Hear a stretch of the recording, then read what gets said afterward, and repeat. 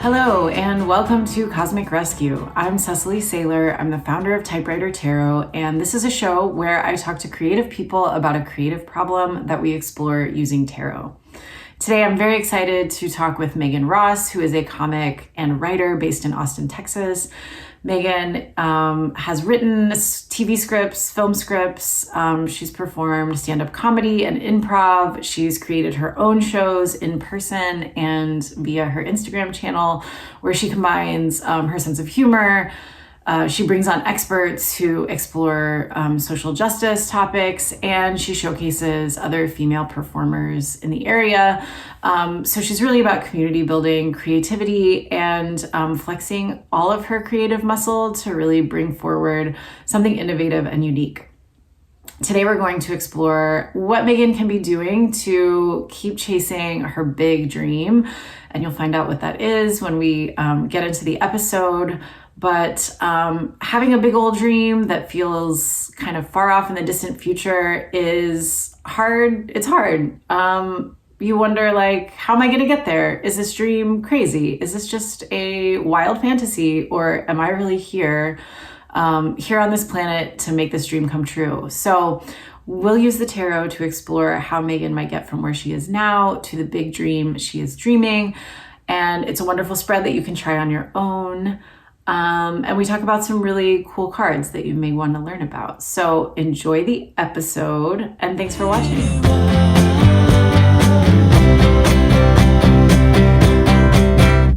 Hello, Meghan Ross. I'm so excited to have you on Cosmic Rescue. I've been a big fan for a while. I've seen your That Time of the Month show pre-pandemic, which was a really awesome, I guess it was kind of a one-woman show, except you had musical guests, you had other comedians, and you would also bring on an expert to talk about a politically relevant issue. So it was not only entertaining, but absolutely informative.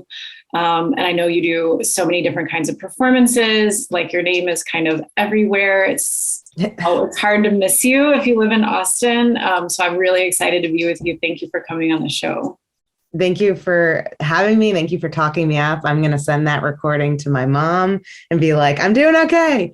But yeah, thank you. It's been great since I've been in Austin. I met wonderful people like you through like the creative community, getting to do shows in different venues. And it's been a lot of fun, just kind of exploring the creative world of Austin.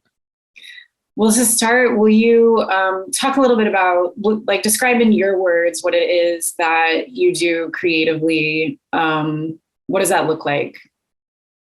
Or what are you focused on? Yeah, so that answer, it like changes literally every 3 months, it feels. But I will say in the year 2021, present day, I am focused on writing half-hour comedies that basically infuse some of my activism work and passions. So finding a way to talk about these social injustices and using comedy to cope with that. And then I also direct and produce short films.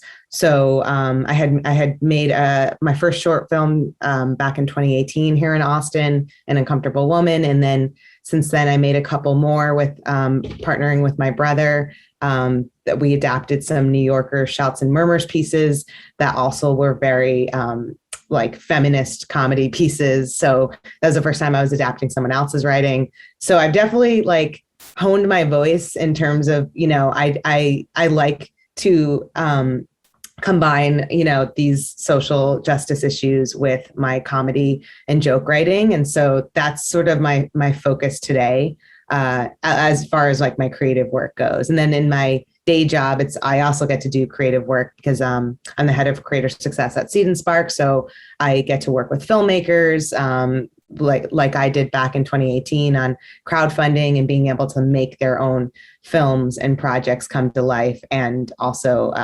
hopefully, and I'm in the same position as them, which is funny that like, it feels like we're helping each other, just like removing roadblocks, because this industry is a hellscape and there are so many people that are blocking others from finding success and sustainable careers.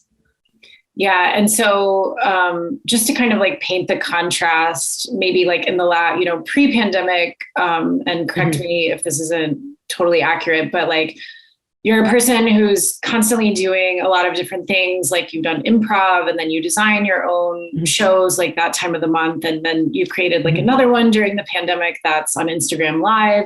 And so a lot of like performance, a lot of like using, a lot of planning, a lot of like bringing together different people, a lot of, individual shows or comic sets. And then now you're really shifting toward focusing on like writing scripts and developing TV and film projects. So kind of your goal right now is like to sort of break through that wall and get into that. And then, you're hoping, we talked about this before we started recording, but talk a little bit about like your aspiration. I am also someone with like a day job who does all of like my passion work on the side. So it's just like, there's never a day, or there's rarely a day that I'm not working. So talk a little bit about like where, kind of how that looks for you in your life and like what you want your life to start looking like. Yeah. Yeah. It's exhausting. Like, as you know, like having to it feels like you're never off. Like, it just feels like, and so I think a lot of people think side hustles are hobbies. I used to get really insulted when people would call my comedy hobbies, because I was like, I think of this as a second job. I just don't make money. I lose money usually. But yeah, like you said, I've tried every medium in comedy. You're kind of told that going into it. Like I started comedy in 2011 and people were like making web series. Like it was like Thunder Ant became Portlandia and Broad City became Broad City, the TV show. And so, this is even before TikTok, but so you learn that you had to be like, autonomous and taking hold of your career and just putting as much out there and trying everything. And so I did that. And like some things worked out well and some things felt like a little bit of a waste of time. And ultimately I'm like, it all kind of had an input in how I figured out like what I want, and also figured out my voice, because, if I broke in and somehow was successful in my early 20s, I don't think I would be proud of that voice. Like it took a lot of time. It took like grief. It took like leaning into my activist work for me to realize like what my comedy voice is and my strengths as well. So like what the end all be all goal, I think, would be for me, at least today, I say this, it'll change tomorrow, is that I would love to be a community leader, but in the industry. So like I interview a lot of these amazing people and I'm like, I can never do what you do. Like it's, like my friend who's the executive director at the Lilith Fund, I'm like, you take on such a burden. But I feel like my skill set would be like leading a team, leading a production company, finding stories that are not frequently told. Like I applied an inclusion writer to my first short film because I was like, I want a set that reflects like the sets I've never been on, where it's like all women and people of color. And I want to showcase stories that I never got to see growing up. So like right now, the pilots that I'm developing are all have Arab women as protagonists, because I've never seen myself on TV. So I would love to like be able to run a production company myself and like have these development deals with networks or streaming platforms, and being able to like choose, like, here are the stories that get told, here are the people you're going to see on screen, here are the issues we're going to talk about. Because like, people think TV is like melts your brain, and some of it does. Like we all have to watch some amount of Real Housewives, but I do think TV and the things we see on screen influence how people view others in the world.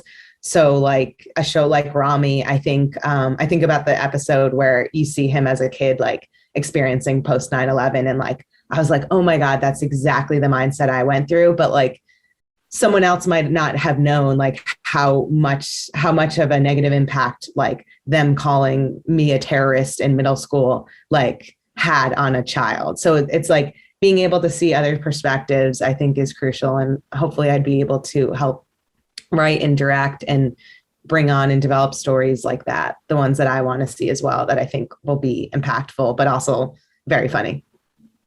Beautiful. Yeah, there's two things I want to highlight there. And the first is when you're in, like, yeah, I think I've always also had a side hustle, whether it's like coaching writers or like providing, manuscript consultations for people. And now I think Typewriter Tarot is like way more than a side hustle. It's like my passion project, or like very purpose-driven sort of thing. Though I suppose technically it's a side hustle, but like when you're, now I'm in my early 40s, but like in your late 20s, when you start your career, or mid 20s, like through your 30s, there's a lot of like shit you have to eat, and just like you're not being paid enough, like you're taking jobs that you can take, and part of you is like, what's the point? There's a lot of frustration, like how long is this going to take? Why does it take so long? But I think what you pointed out is like that there's learning opportunities all throughout that, and like every little experiment that you were doing, like every new show you created, every appearance that you said yes to, those are all spaces where you were really developing all of the things that you're ready to channel into your next vision. And I love how well you're able to articulate exactly what it is you want to be creating and like where you want to be. You're not just talking about like, yeah, I want to write scripts. It's like, I want to run a company that like has this inclusive mindset, and that's, dedicated to creating this kind of art for these kinds of reasons. So just 2 points I want to, that like knowing, even when it's kind of a drag and a slog through the capitalist world to like pay your bills and also develop your career, whatever it may be. I think it is important to notice like what you're learning and the opportunities you get to like practice and fail. And then also how important it is to like really be specific with your dream and be able to articulate like where it is you want to go. Cause I think that's how we get there. And I like what you're talking about TV. Like I've been watching Sex Education on Netflix and I've been, I think there's some like, it obviously like capitalizes a little bit on like some of like the smut appeal, but there's also like a really diverse cast. Like you're seeing different kind of like, there's like, it's broadening our understanding, or more people's understanding of what like sexuality is and how it can look, and normalizing things. And so there's definitely like a good place for that. I'm not holding it up as like the most progressive show. It's just the one I'm watching right now. Yeah. It's like you can find lessons in almost everything. As like you mentioned, it's like there's one scene from Schitt's Creek that reminds me of like how they talked about pansexuality, and David was comparing it to like the type of wine he was into, and I'm like, it's like, it's not hitting you on the head, but it's like opening your mind. Like I imagine like a lot of people's parents never knew what pansexuality was either, and so it's like now there's a way you can have that conversation, or like have something to compare it to. And it's not so daunting as like something that's new that no one ever talked about.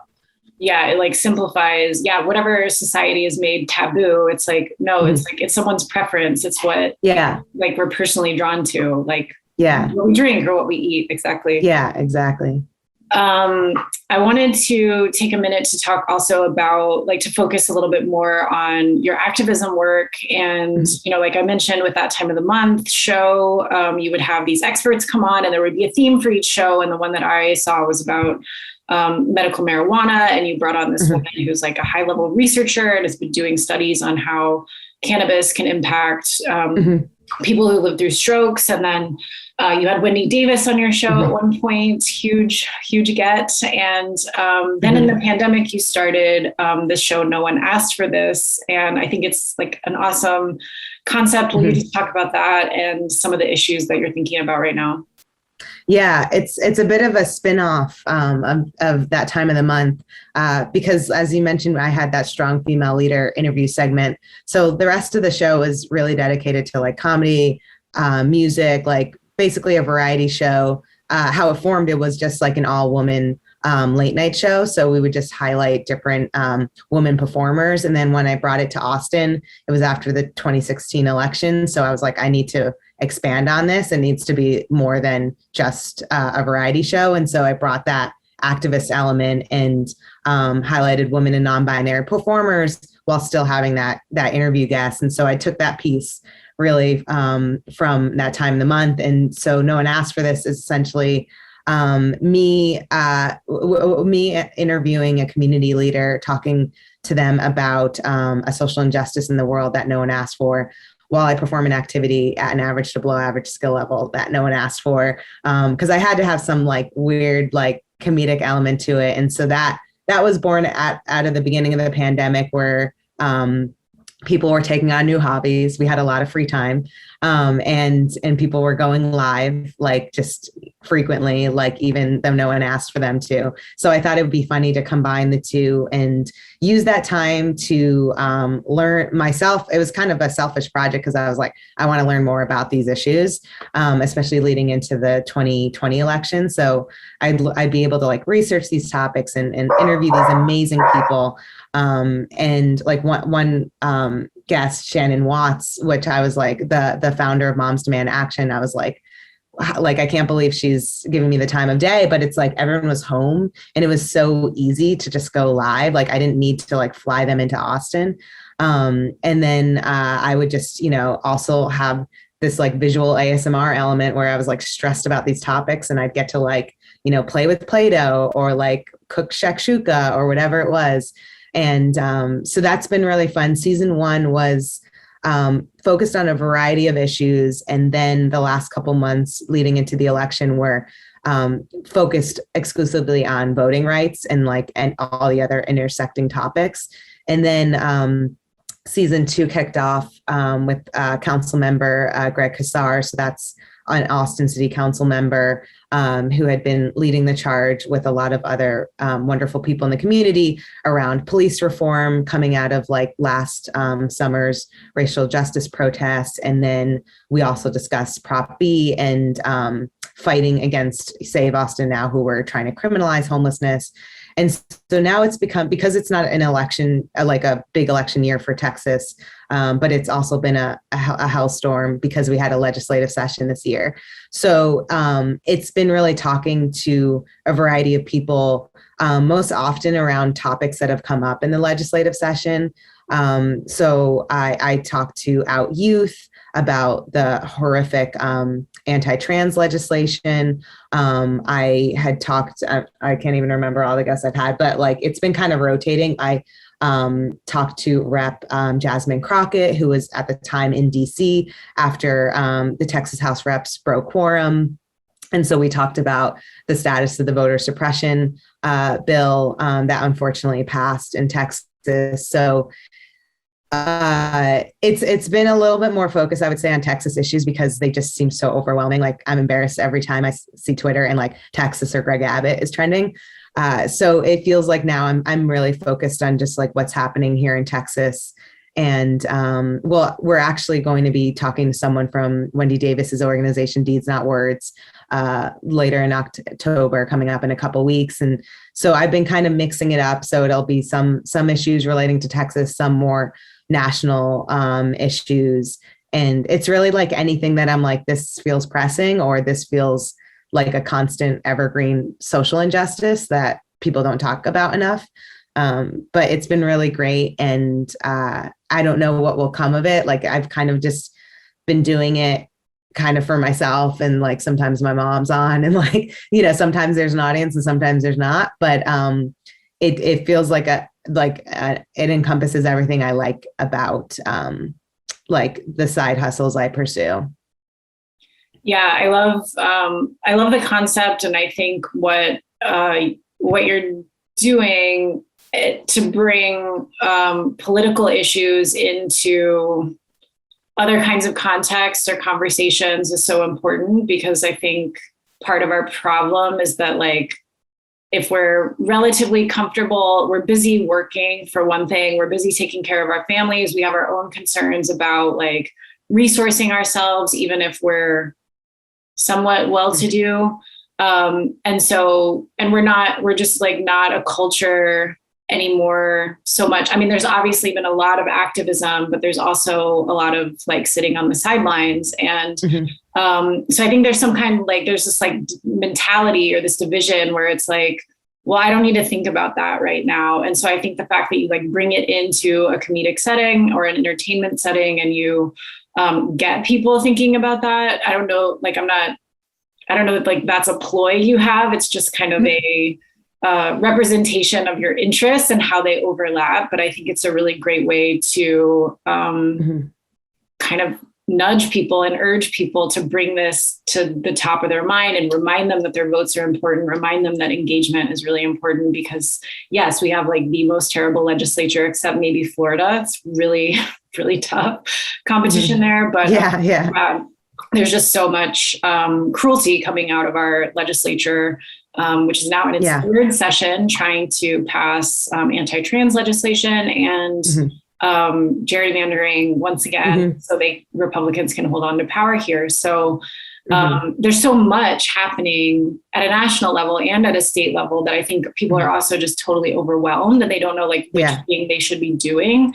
And so then comes the resignation. So I just think it's like, I just want to applaud your effort. And we actually talked about this. I wanted to pull a card to kind of recognize that activist side of you. This isn't part of our formal reading for this episode, but nevertheless, the Fool came up for this one. So I really love that. Our governor? Yeah. I wish Greg Abbott was this. I think if Greg Abbott had this kind of disposition, we would have different kinds of legislation. But the Fool is like setting off on a new adventure, willing to take big risks, willing to step into the unknown. You can see they're like about to walk off this cliff, but also like dressed for pleasure. They have this little companion, they're enjoying themselves. And the Fool is like the beginning of the entire tarot story. So this is like the protagonist who will go out into the world and be shaped, be taught, be challenged, and continue to grow. And so I think this is a really cool answer to that side of you, because I think you're doing this in really unique and interesting ways and carving out new spaces to have these conversations. You know, and like no one asked for this is very much the Fool, because it's like, no one asked me to like go here or do that or whatever, but I'm going to do it anyway and just see what happens. And from that experiment, something really, you know, you're having these cool conversations, you're learning, like, as you said, these are occasions for you to educate yourself more deeply on the issues. So I think this is a really nice card for that work. Maybe let's get into the tarot reading now. So this one is designed to help you really make that shift from, you know, the work that you've been doing in the past and all of that, all that it's set you up to do to prepare you for like breaking into this other part of the industry. And maybe talk for a second before we get into it about like why that feels daunting to you, not like from an external level and an internal level. Yeah. So I think I fear failure and I fear success. Like I can look back on my career and see the things that I've like kept myself from pursuing because I was like, this is too big of a project or I'm going to screw it up. And so when I got laid off, like a couple weeks into the pandemic and my show went on hiatus, that was kind of like the like moment where I felt like I had to make, like a big decision about how I was going to like spend my time, especially one, like just finding work, but two, like, what is my career going to look like? Cause I had invested like 10 years doing so much.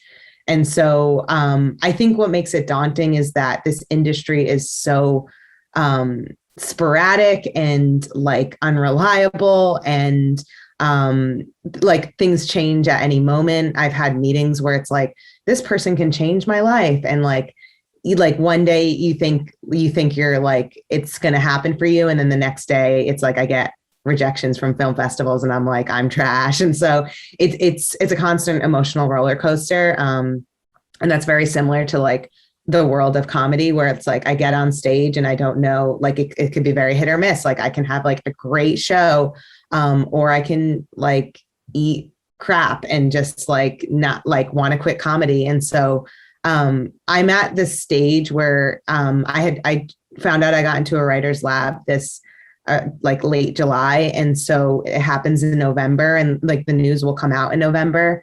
And I know that's going to be like a big changing point for me, because I feel like I never had the validation from an institute. Like I did UCB in New York, and like, I was never anyone's favorite. And I was just like head down hustling. And I just never felt like anyone picked me out from the pile of comedians and was like, I'm going to push your career forward.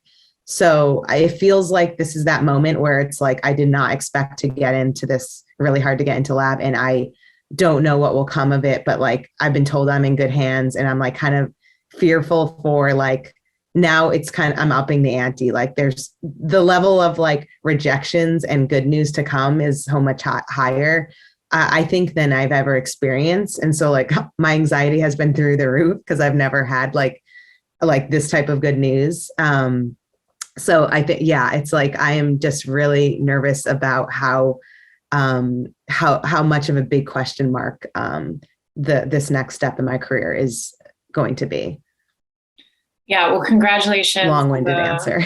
No, yeah, I think all of that is important, and congratulations on the writing lab. And I think you bring up a really good point. Like, failure is scary, and so is success. And I think it's, there's like the part where like, there's the part of like caring about your art, deeply caring about it, feeling really connected to it, and wanting to share it with the world. And then there's the world that we live in, where there's a lot of gatekeepers, and depending on your industry, there's a special kind of like upward mobility ladder that you're supposed to navigate, when the creative part feels non-hierarchical and really inclusive, really exciting, really loving in a lot of ways. And so navigating those two things, it's such a contrast. And when you get a big opportunity, it's just another occasion to be afraid, especially if you're inclined to like get anxious. I think it's really hard to move into those situations with a lot of like peace and confidence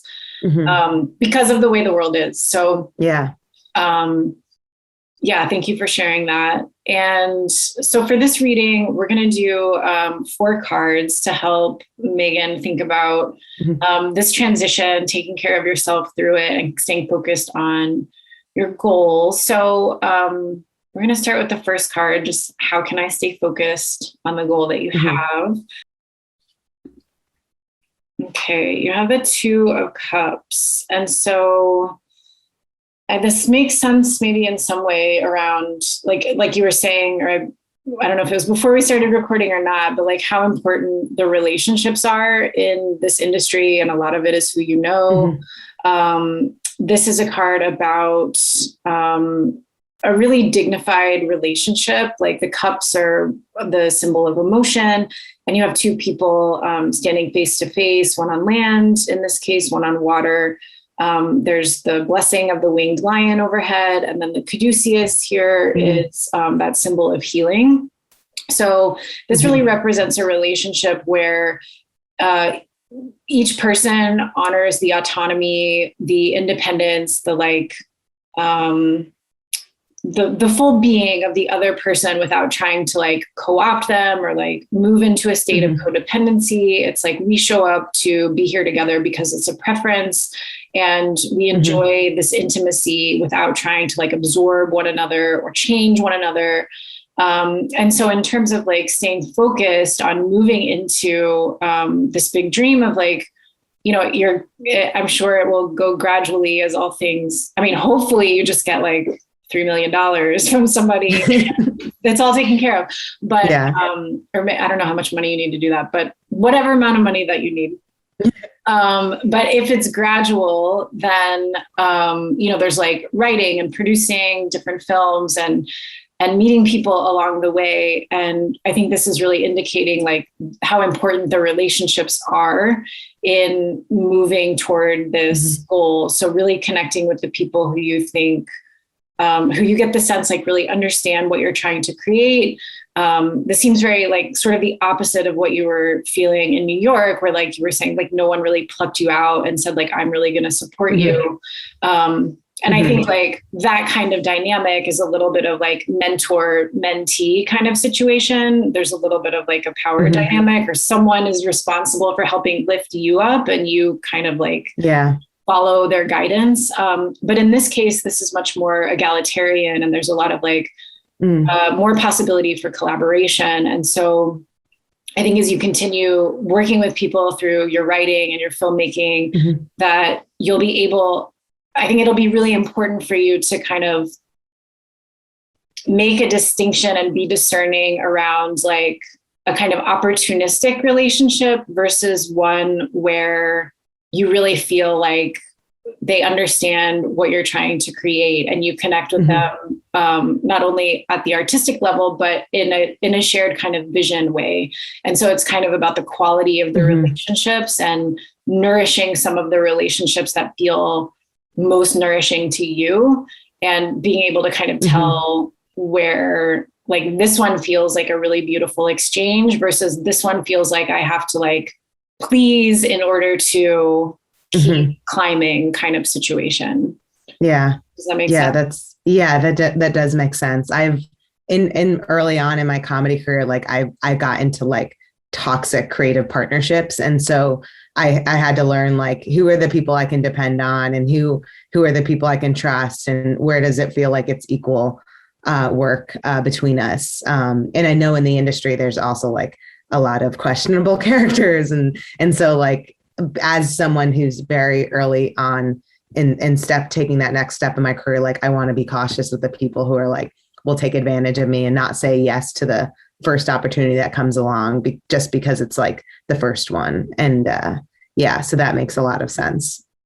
And relationships are so, they take a lot of your time and energy and your emotional capacity as well. And so if you're pursuing one that's like not in good alignment, you really kind of drain yourself in that way versus like finding the ones where it feels a lot easier and where things are flowing back and forth rather than like always feeling like you're pushing back up the hill.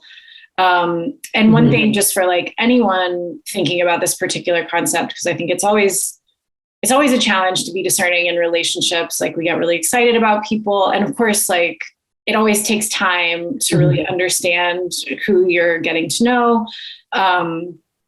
But one thing I think could be helpful is really like taking some time to think about relationships, like the best relationships you've had in a creative situation, whether it's like working with your brother or other people, and kind of like make a list of some of the qualities of that relationship or like the feelings you get when you're in that kind of collaboration, and kind of transition that list into like your set of values or sort of standards, so that like when something new and exciting comes up, you have this place to kind of go back to say like, well, how is it measuring against, these things that I've really evaluated as what are most important in these creative collaborations for me. Definitely. Okay. So next we're asking for a card to help you stop and rest and say no. And I'd love for you to talk a little bit more about like why this question is important to you and how you struggle with doing that. Yeah. So this is like a trend in my balancing of my day job and my side hustles. And I it's something I just haven't been able to grow out of. I've gotten better, I think, at it, especially in the last couple of years in Austin, but I definitely have not resolved it fully. Like I've had some like breaking points, like during the pandemic with work, and then also with creative projects. And part of it, I think, is also attached to like my feeling of needing to please everyone. And even if it's like not someone I know that well, like it's hard for me to say no. I also feel like when someone thinks of me for something, I don't want to like let them down, or I'm like honored that they thought of me. And because like this industry is so dependent on relationships, I don't want people to think like, oh, this person, she's not interested in doing creative work, or like she's not collaborative or whatever it is. And so, I think it's for me, it's like figuring out what are the best yeses and what are the no's that like won't hurt me, but will give me that time back to focus on myself. Like I always tell other people, like, take care of yourself, fill your cup before others. Like I got that advice from a strong female leader on my show. And then I don't practice that myself. I'm just like running on empty and then also trying to fill other cups. And so, I think that is something like, especially going into, if I was to, get a job in the TV industry, I know the hours are wild, and the schedules and just like, it's not like I have my 9 to 5 and I have my side hustles the way I've known it. Like, I think it'll be even harder to delineate like personal life from work life. And so I want to be able to get a hold of that and have that time for my, relationships, like non-work relationships, and making time for myself, like solo time. That's very rare. I was in Boston recently on a trip that like my friend was supposed to come along, but she was sick. And I'm like, oh, I'll use this time to like, fill my cup. And then like, I ended up having like panic attacks and like stressing myself out about what I have to do when I get home. And I was like, I don't know how to relax. Like, it's like not in my body. So I would love to have more knowledge in that space. Okay. Let's see what comes up. How can we help you stop, rest, and say no? Okay, you have the Knight of Swords, which is not a card of resting, as you can see. The Knight of Swords is the fastest moving knight. All of the knights are on a mission. And this one goes fastest. This is the swords are connected with the air element, which is connected to thought and also communication. You're a Gemini, so like the swords are kind of your element. And so this is like really chasing something almost to the point of exhaustion. But I think in your case, it's really asking you to like stay focused only on the thing that you're trying to grow. And so, letting all of your energy flow in that direction. And also two things here. So like that kind of simplifies things. Like if you get offers, and I feel like I got lucky because I invited you to do this and you said yes, when probably you should be like relaxing on a Sunday. Well, this is something cool. And it's like, no, I like this, but there's like other stuff where it's like, I don't necessarily need to still be doing random improv shows, when I'm not pursuing that really. Yeah. So like another exercise, like, I mean, I think like I have a book where like I do a lot of like, and usually I'm given prompts, like I'm taking different classes or something, and it's helping like clarify your vision, or it's like noticing how emotions show up for you and like all kinds of different stuff. And then I like I write my tarot readings in there.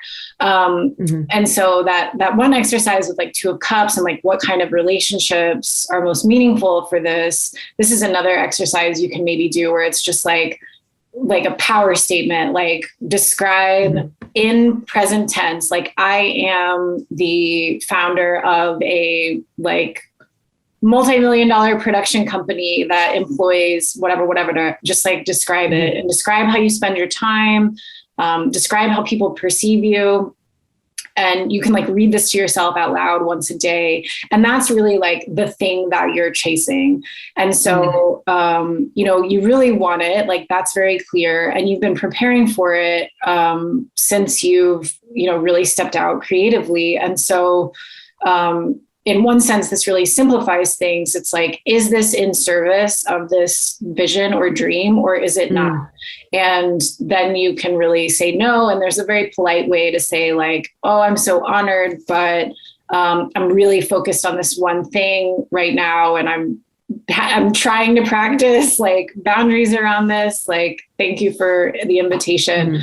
And I think it's also interesting to see like what kinds of reactions you got from people when you really show up for yourself and kind of create those boundaries. Cause like a lot of people will be like, awesome, good for you. And then they may start sending you the things that actually can help you. And then if people are like grumbly about it, it's like, well, you didn't really want to work with them anyway. Yeah.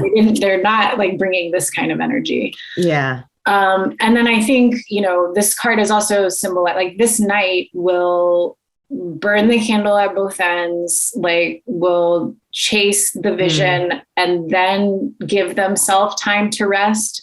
So I think you also need to kind of make a commitment to resting time, like prioritize it as much as the vision.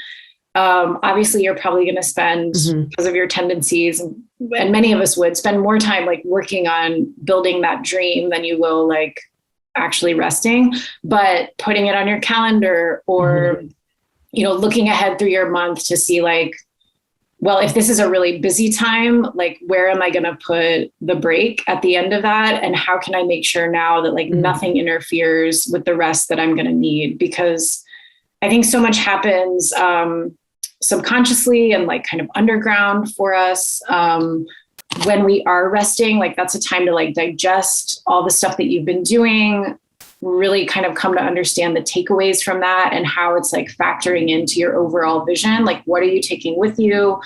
How is your vision revised a little bit? What do you want to leave behind now that you did some of this or like learned this lesson? And if you're just constantly going, there's no time for reflection to really like protect the integrity of that dream. And so really thinking about it as like part of the execution plan and building that time in and like really protecting it with the ferocity of like holding that sword. Yeah. I'm type A. So like I'm a planner. Like my to-do list is like, I have a daily one. I have a tangible calendar. I have my Google Calendar. And so it's like, I need to approach like rest time the same way I approach like scheduling everything else in my life. I've just never done that. Like it's not like a built-in habit yet. But I think once I do that would be like life-changing. Yeah. And you can start small with like 30 minutes every, twice a week or something, just to like get in the practice. And, I'd also encourage you to like, let yourself get excited. Cause like when when it's coming up, then you can get excited about what you want it to look like. Like, do you want to go out to dinner with your partner? Do you want to go on a walk in nature by yourself? Do you want to like do some arts and crafts or whatever the case may be? Or just like lie on your bed and make yourself do absolutely nothing for 30 minutes. That's the greatest challenge of all. Yeah. Not look at my phone. Yes. Hide your phone. Okay. So card number 3, this card is to help you put yourself out there. And I'd love for you to talk a little bit about what that means for you and why that's challenging for you. Yeah.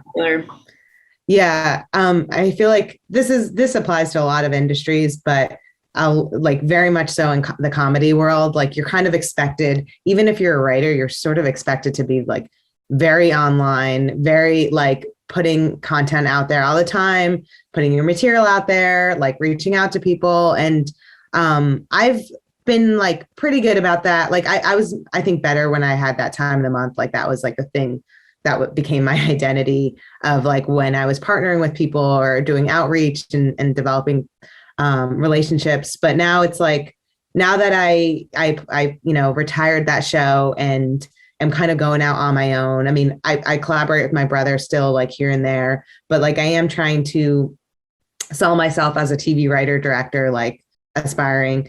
I feel like it's really weird to step into that, like that role of like, the rubbing elbows and the networking and like I have some people that are helping me with that, like some sort of mentor individuals that are giving me advice or connecting me to people, but like I still have to take on a lot of that myself. And I went to our writers lab had like a event where we met everyone in the cohort, and there was like alumni there and like executives, like all these like very important people, and I was just like did not know how to be a person. Like also it's coming out of the pandemic, but I'm so comfortable like just like gravitating towards the one person I know at the event.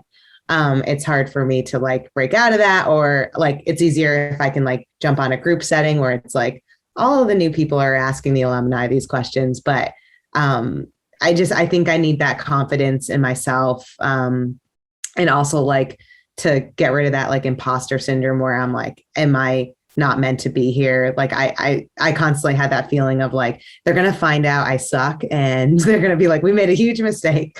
So I think just like putting myself out there in a way that doesn't feel inauthentic, but also I feel like comfortable in my skin doing that. Yeah. You definitely don't suck. Absolutely. Thank you. And I think what you're talking about like trying to do it authentically and not, because there's something artificial about it. Absolutely. And especially when the whole industry is sort of set up to like be about who you know, then the people who have no qualms creating like a relationship, whether or not it's authentic, will materially make progress more quickly because that's the currency. But I think this is an interesting answer. You have the Hermit. That's like I'm blanking. What's INFP? What does I stand for? Introvert. Introvert. So I'm technically an introvert, but on stage I'm an extrovert. So this is like what I want to be like when I'm not performing. Yeah, I think like at first glance, this sort of looks like don't talk to people, don't network.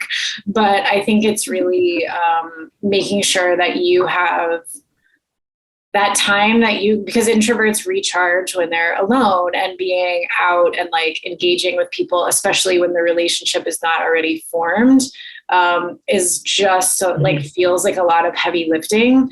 And so when you know that there's situations where you can actively, where you'll actively like need to network, or it's a really good opportunity for that, that's another place to like make sure you have time on the backside to recharge, but also maybe make sure you have time on the front side to recharge. And the Hermit, like in a more traditional depiction, the Hermit is standing on this rugged mountain.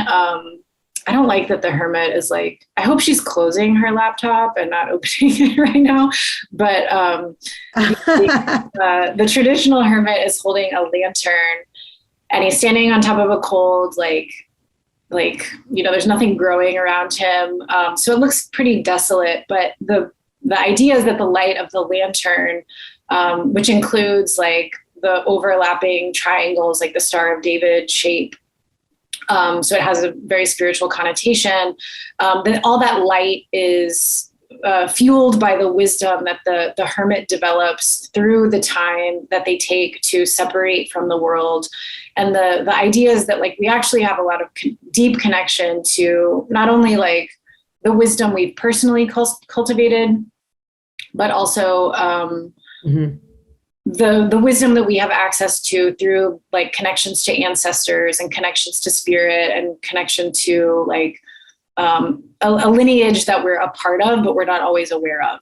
And so if the Hermit is out, like, spreading his energy everywhere, has people like coming to interfere, then it's really hard to connect with like that inner truth, because there's all this like noise and distraction.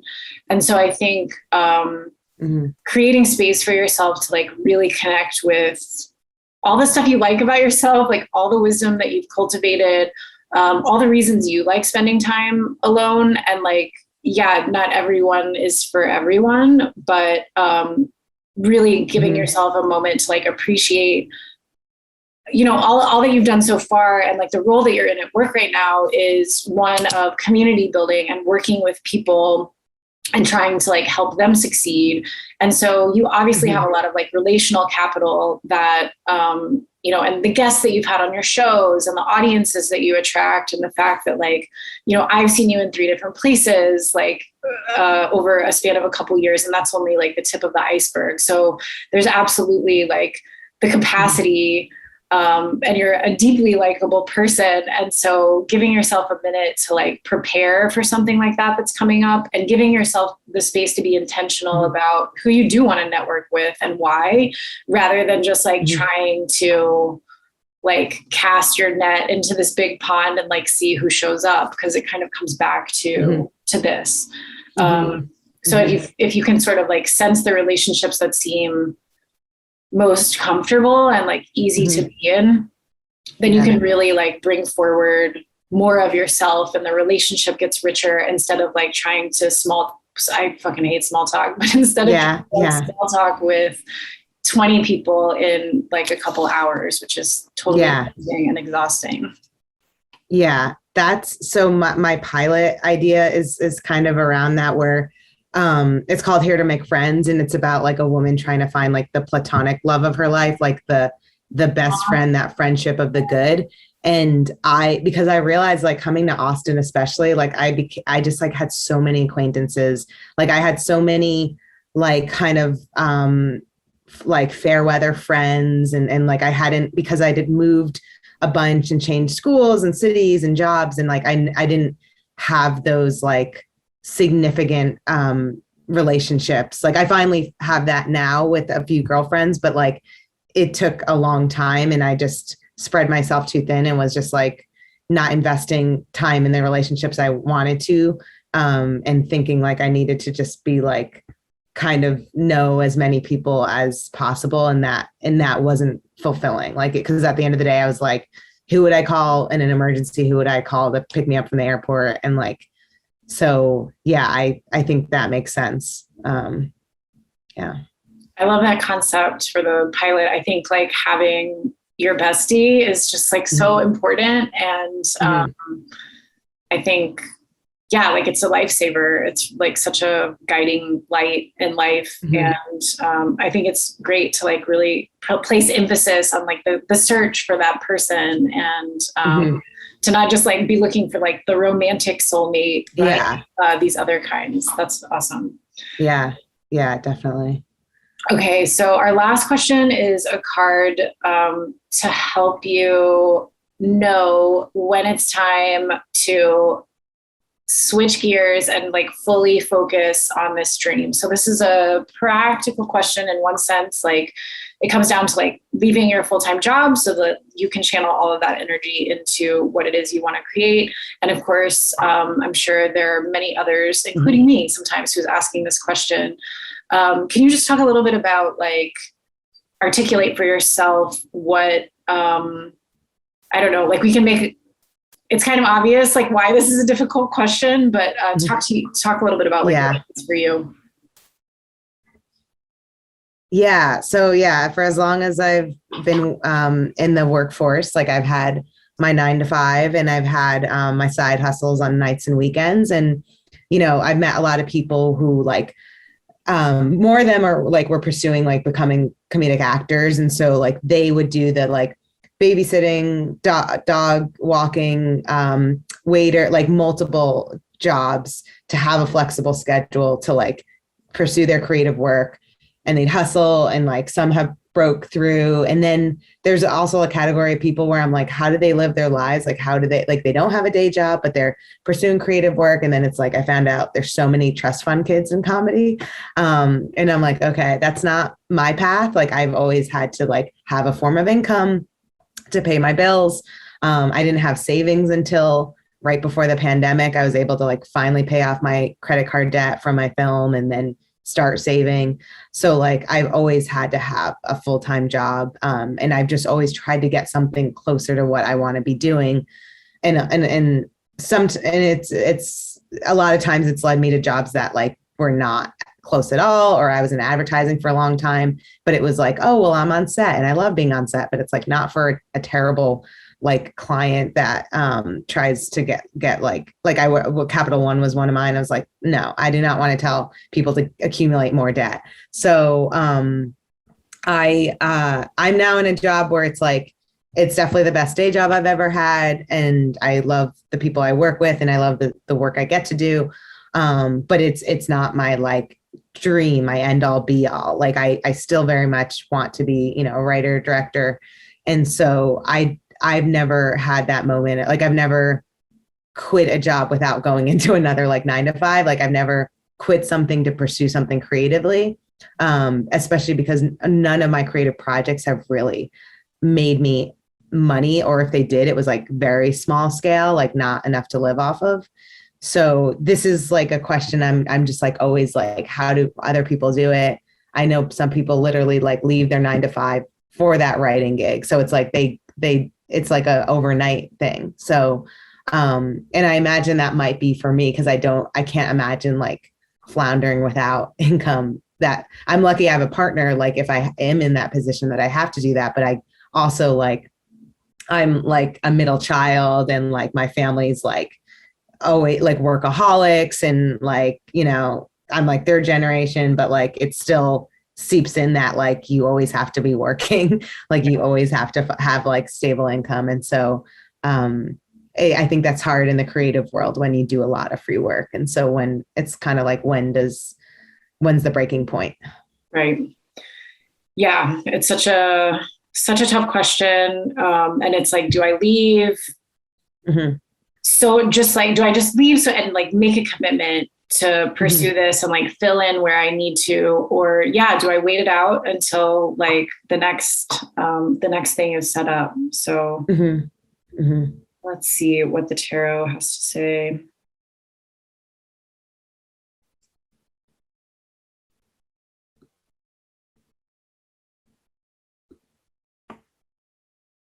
Okay, a card to help you know when to totally stop and go full force. So you have the Ace of Cups again. I think there's something coming that's just going to like explode your heart in this amazing way. Like you'll really fall in love with something. It will be actually not entirely a practical decision. It will be like an emotional decision. I talk about this card kind of like the feeling you get when you jump into Barton Springs on an August day, which is the spring fed pool here in Austin. Just this like completely refreshing revival feeling. The Ace of Cups are connected with the suit of water, and which is connected to the emotional space, the heart chakra, and aces are always like the beginning of this energy. So it's kind of like that feeling of falling in love, whether it's with your best friend or with like a project or with a partner, where it's just like, that emotional sensation is almost like filling you up and then pouring, even like coming beyond like your body, like just like this aura of invigoration. And so, I take this to mean that there's like something coming, like you'll know it when you see it. And it's like, I love this so much that I can't really compromise. Like I want to give my everything to it. Or not your everything, but like I can't really split my time anymore. Because like, you know, maybe with some of your different projects, like these are cool, these are interesting, and there's a way for them to kind of coexist. But I think there will be like kind of a fork in the road where it's like, little bit of a love triangle or something where it's like this, you know, if you want this, you really have to go for it. And the writing will kind of be on the wall for you. That's awesome. That's really interesting. Yeah. Cause I feel like I've always approached these situations like with just pure logic and not like the emotional deciding factor. Like I think that's my type A-ness too, where it's like, I've never let myself just like make a big decision, except moving to Austin was like a little bit less logic because we like didn't follow a job here or like grad school or anything like that. It was like, I want a change of life. So that was more emotionally driven, and that like was fulfilling that decision. So I think, I would love to be able to like know, like have that gut feeling dictate it versus just like calculating, like, can I afford to do this? Yeah. I could also see it being like, you know, you work on a project, that just feels so rewarding. And you get this sensation of like, this is what I want work to feel like. And like, no shade on your current job. Like, it sounds like a cool situation and it's great. It's very proximal to like what you're doing, but it's almost like if you have this like amazing experience, or it's like, you go on a date and you just like have such an amazing time. And then like, other people are like calling you and being like, let's go out. And you're just like, I know it's not going to be as fun. So like, I really don't want to do it. Like, I just want to be doing that. And so I think it's like a kind of like, once you have that taste of like the sweet, passionate work kind of flow, then it'll just be almost too hard to keep going back and like doing the routine of what you have going on right now. Definitely. Yeah. So I just want to review for everyone what the spread was in case there are others who we want people to be able to try the spread themselves to kind of help them with their creative life. So that first question is, how can I stay focused on my goal? And the second question or prompt is a card to help me stop and rest and say no. And then number 3, a card to help me put myself out there. And card number 4, a card to help me know when to totally walk away and pursue the dream, like 100%. So Megan, how are you feeling about this reading? Are there any like things you're going to do or try next, do you think, as a result?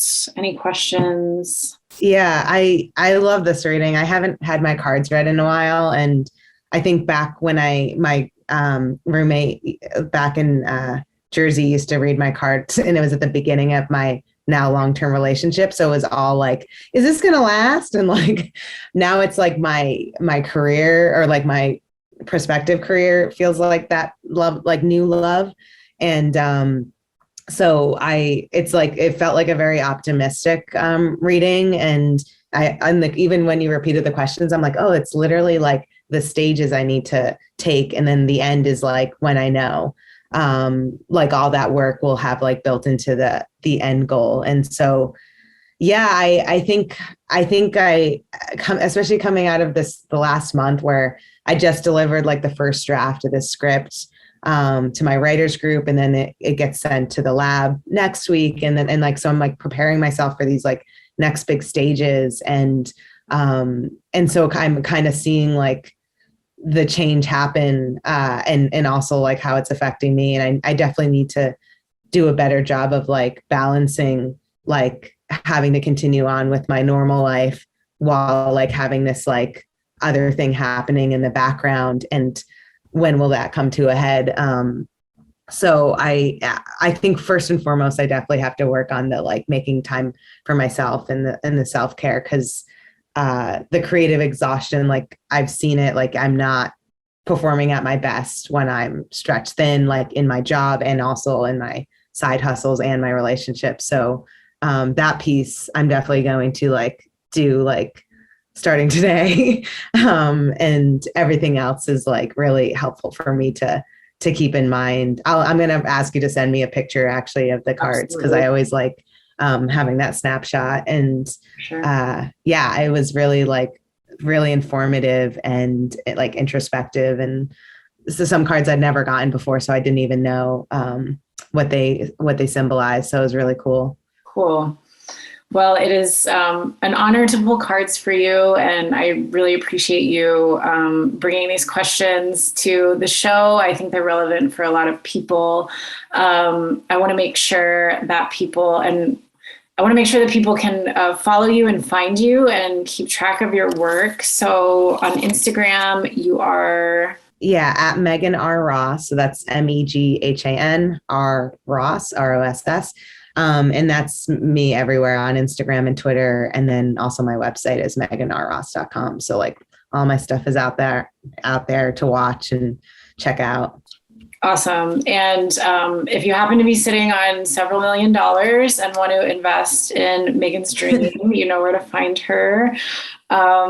Thanks, Yes. Megan, for all that you do to keep us laughing and to keep us focused on really important issues that are affecting a lot of people. It's great to be with you. Thank you. Thank you. Thanks for creating this space. This was so fulfilling and really, really awesome. Thank you for watching Cosmic Rescue. We're very happy to have you here. And we'd love to see more of you. You can find us on our website at typewritertarot.com. We offer one-on-one readings. We have classes and events and retreats. We have a membership program to help you deepen your tarot practice. And of course, Cosmic Rescue is a way for you to do that as well. We encourage you to try the spread that you saw today, see what comes up, and feel free to reach out if you have questions about the messages that come through. Thanks for being with us, and we hope to see you again.